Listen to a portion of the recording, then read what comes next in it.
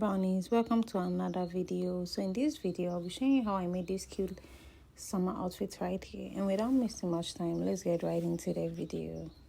So my bust measurement is 38 inches. So you see there's a ruffles we create a gathering, so I'm going to multiply it by 2 inches to 3 inches depending on how you want the volume.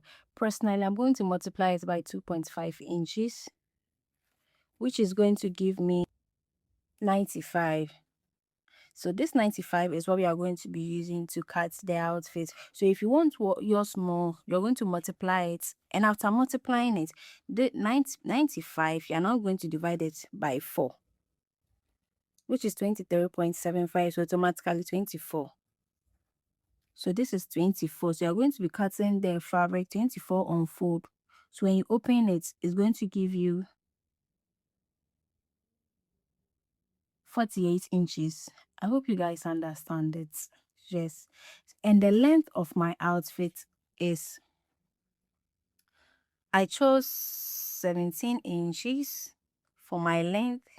First and foremost, the reason is an off-shoulder dress with straps. I chose 17 inches for the upper, and I'll be adding 7 inches. So this is for the upper side, and 7 inches for the gathering beneath. So this 17 inches, I'll be adding 2 extra inches at the top, 2 inches for the elastic and ruffles creating. I hope you guys understand me. So that is it. This is the measurements we will be using. Let's get right into the video. Bye. For it, my ruler has a 1-inch guide. That's why I didn't have to mark 1 inch. Do you get it? So now I'm going to measure the exact measurements we had, which was 17 plus 2 inches for ruffles and elastic, plus 1 inch for sewing allowance. So now, because so let me explain something to you. I took the measurement from my chest line to my desired length. That was how I had my 17. So go ahead and take your measurement from there to your desired length and how long you want the gathering. Yeah. So mine is 17 plus 2 inches, 19 plus 1 inch, 20 inches. So I'll be going ahead to mark 20 inches here. The dress is a cute dress, innit? So please go ahead and do the same. So this is on fold, as you can see. Now I'm marking the lines out to cut the front part of the dress. So this is, so you see, this is it. So this unfold is 24 plus 1 inch, that's 50, almost 50 for this. And I've gone ahead to overlock it. Actually overlocking, I needed a blue thread. Guys, pardon me, I don't have it available, but I had to make the tutorial for you guys. So next time I'll use a matching thread, and afterwards I've gone ahead to press my 2 inches in, and you can see here it's laying very flat. This side is just the water from the iron that's coming out, which is going to go. So now after this, what we'll be doing now is we're going to be stitching right on the overlock throughout. When we are done, we'll create we're going to stitch from here to here, 1 inch with my machine guide, because my machine has the measurements on it. I'll come in by 1 inch, then I'll stitch right to place where the elastic passage will pass through. But I'll be explaining everything to you whilst we continue to stitch in this video. So you see, I stitched right here, then I came up here to create a channel. So with the elastic, actually I advise you use this kind of elastic. So you see how small it is, so that the hole will be at least 1/2 inch. The hole shouldn't be exactly the measurement of the elastic, also to stress the fabric. The elastic should be able to breathe. Yeah. So now to get our elastic for the bust, 3/4 is 9.5. So I'm making it 10 inches for stitching allowance, including stitching allowance. So this is it. It's 9.5. So I'm going to cut at 10 inches. Now I'll be cutting double of it. So now this is it. And this is it. So now this is the elastic we'll be using. The reason why I use that amount of Nasco, this is it. This is elastic. So if your bust is 36, 36 divided by 4 is 9 inches. 9 inches, add just half inch. Then just place it in all around. And I'll be showing you how it's looking more as I'm insecting it. For still dipping. I'm going to insect it again. And we'll be passing it through the channel we created. Like this. So you see, you just be pulling till we get to. Sorry. So we'll just be pulling till we get to this side of it. But please, whilst you are pulling, pay attention to the back. As in like this. So you see, immediately it enters, use your pin to hold it down. Hold it down. Let's grab it. Use your pin to hold it down like this. Now you can continue taking it all around. So that's how the ruffles is going to be plaited. The elastic is not supposed to be the same measurement as the fabric, else how is the ruffles going to come about? So now this is it. We'll take it till we get to the other side, and we are going to repeat the same processes for the back too. So you see, even we are not done, the ruffles is already coming together. But please remember to press your fabric, because as you press for it to be flat, it creates a nice ruffle effect than no ironing it. So now we are going to go ahead, just pull. I've realized 70% of you who watch my videos have not subscribed to my YouTube channel. Please, if you find this video helpful, please don't forget to subscribe, like and share, and please don't forget to leave a comment. And don't forget to join my community too, because I have something great really coming up. Yeah.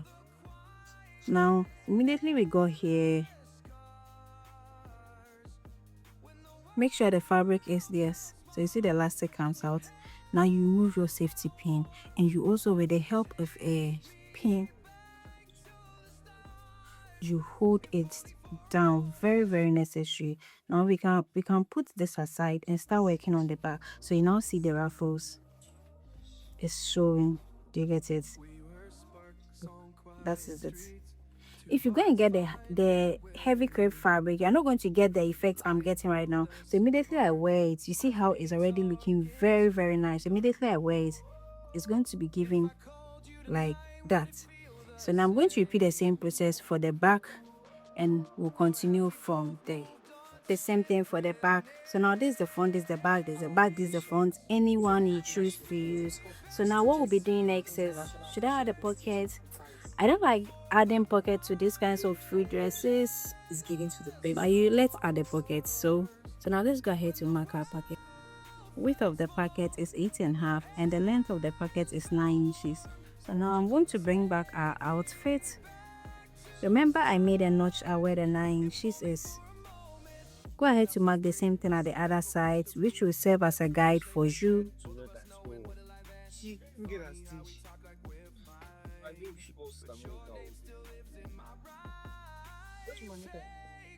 9 inches, and I'll be marking a notch, which will serve as a guide for my starting the pocket. So now what we'll be doing is, I'll be placing the pockets there. So you see, this is the front. So I'm going to sew to the back side of the dress, and I'll be sewing right here. I'll be stitching it down with 1/2 inch, and I'll be doing the same thing for the other side, as you guys can see. See how the effect is already coming out. When you wear it, you just arrange the ruffles on your chest. That's it. So I'm going to attach the packets. Yeah. So now what we'll be doing next, to get our under gathering, the hem of our dress, the upper dress, all together. And remember, I'm measuring on fold, though after releasing it, after measuring to the other end, I had 53 inches. So 53 multiplied by 2 is 106. So 106 inches. 106 inches by, I multiply by 3 inches for the ruffles of the hem. That's 318. So with 318, we'll be dividing it by 2.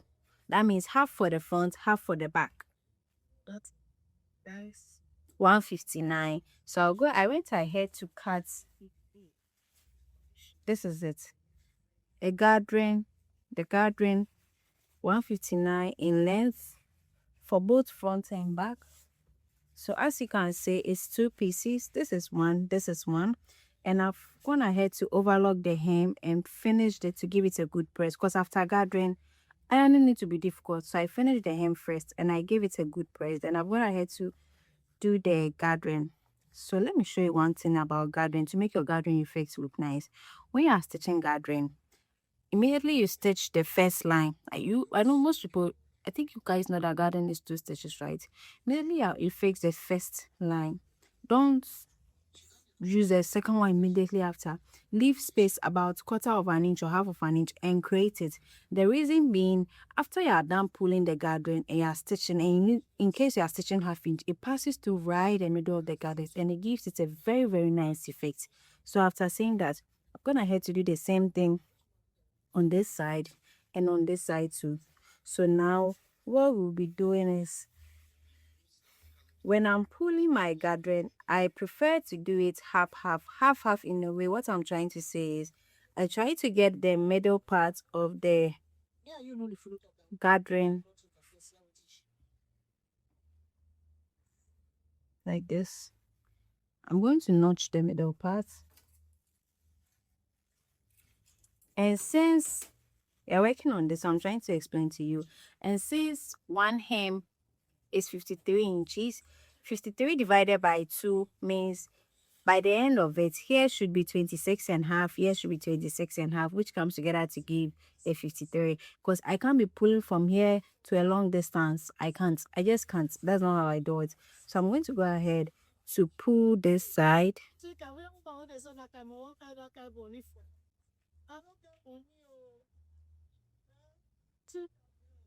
To pull this side. And remember, I left about 1/2 of an inch at this side before pulling the gathering, because it will be joining the side seams. So now I'll be pulling like this, holding the two. I'll be pulling it like this, pulling to the middle side, to the notch I make at the middle. And after, I'm going to measure if I had a 27. Do you guys get it? Yes. So go ahead and do your own like that. So as you can see, this is for the front and this is for the back. I've gone ahead to finish. I'm done gathering both of them. So now one can go to the front, one can go to the back. I'm going to show you how you're going to pin it. So you bring it here. The one you'll be doing is the joinings here, match it together.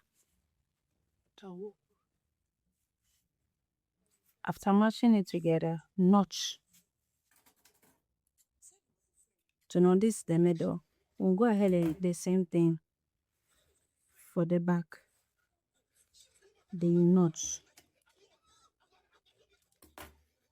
Now you are done. You pick the gathering. You see where the pin is. You insert it. Hey, you place, you place it there. Then you hold it down. Then now you are done. You shear. You take this to the joining of the other side. So automatically you can see it's aligning with it. So pin it down.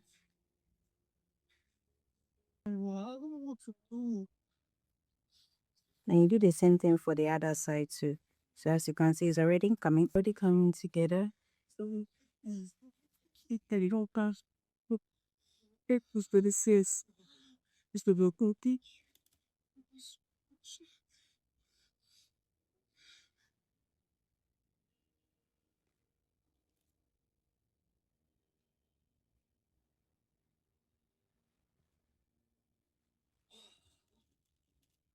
So